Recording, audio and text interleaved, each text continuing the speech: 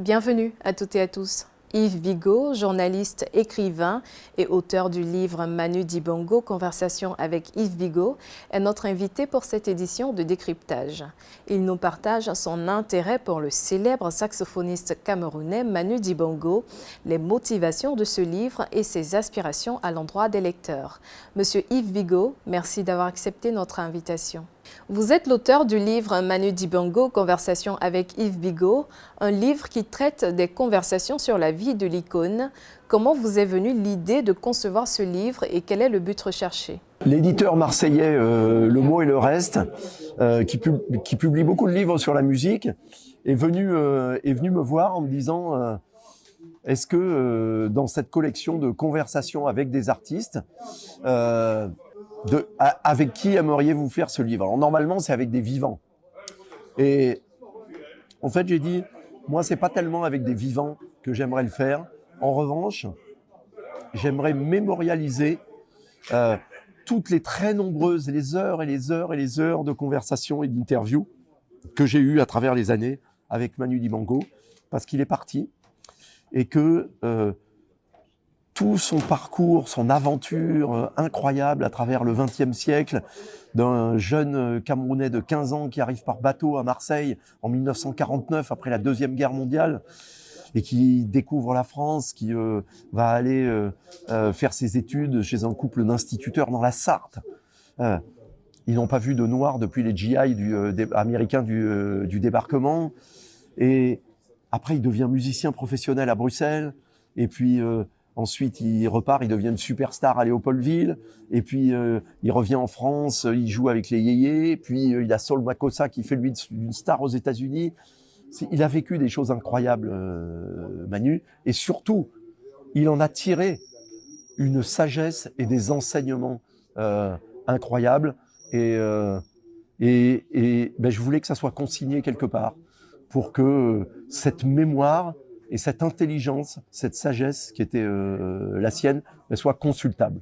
Manu Dibango, icône de la musique africaine et mondiale, a traversé les époques, notamment l'après-guerre de 1945, les indépendances africaines ainsi que le panafricanisme qui a failli lui coûter la vie, comme il le racontait.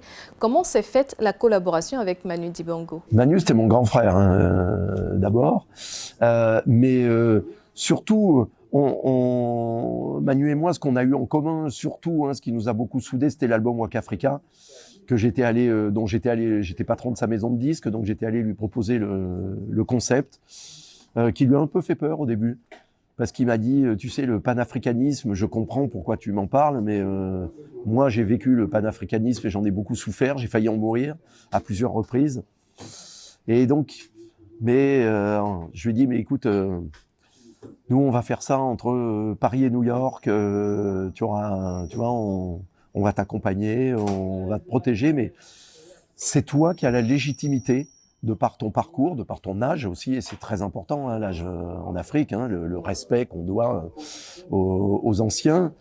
Il n'y a que toi qui peux faire ce disque dans lequel on reprendrait tous les morceaux africains qui sont connus par le public international, et surtout les reprendre avec tous les musiciens et les chanteurs et les chanteuses africaines qui sont venus après toi.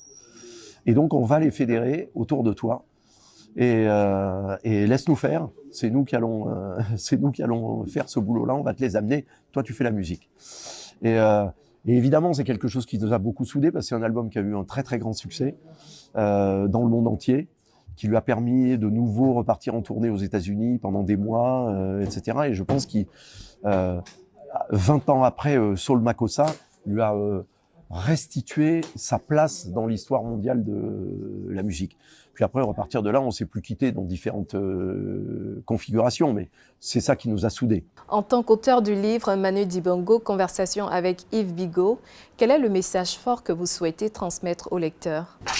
Le regard incroyablement humain, intelligent et ouvert, la sagesse, on pourrait dire, de Manu Dibango sur tout ce qu'il a traversé, sur les relations entre les Français et les Africains, entre les Belges et les Africains, entre les Européens et les Américains, entre les musiciens, entre les êtres humains, entre les voilà. Et puis le témoignage de son histoire, parce qu'il raconte de manière très bien et passionnante, parce que c'est pas l'histoire telle qu'on la raconte aujourd'hui, que quand il est arrivé en 1949 en France, à l'âge de 15 ans, et jusqu'en 1960, avec le retour des pieds noirs belges du Congo, hein, après l'indépendance, il dit le racisme, je savais même pas que ça existait.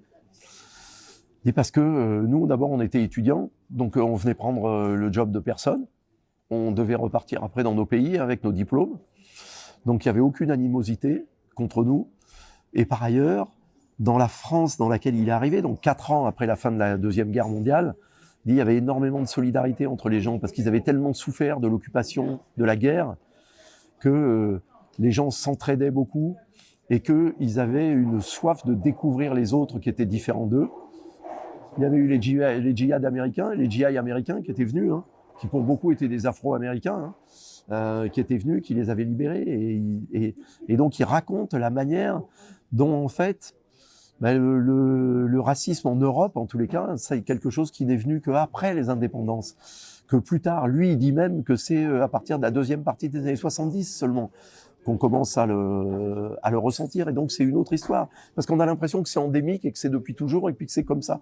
Parce qu'il dit, nous, à Douala, quand je grandissais, en fait, les Blancs et les Camerounais, on vivait les uns à côté des autres, mais on vivait pas ensemble. Mais donc, il n'y avait pas d'animosité. C'était, nous, on était dans notre coin, ils étaient dans le leur. Le leur était beaucoup plus beau que le nôtre, bien sûr. Il dit, mais il n'y avait pas d'antagonisme malgré cette situation. Voilà. Les choses étaient comme ça, il n'y avait pas d'antagonisme, et donc les tensions raciales, etc., tout ça, il dit, c'est arrivé dans la deuxième partie des années 70, en France, pas avant. Et ça, on n'en a pas la mémoire.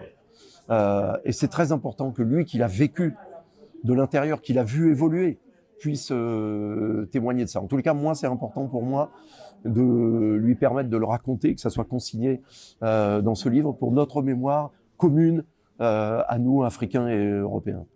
Monsieur Yves Bigot, merci d'avoir répondu aux questions d'Africa 24. Merci à toutes et à tous d'avoir suivi cette édition de Décryptage. L'information continue sur Africa 24 et africa24tv.com.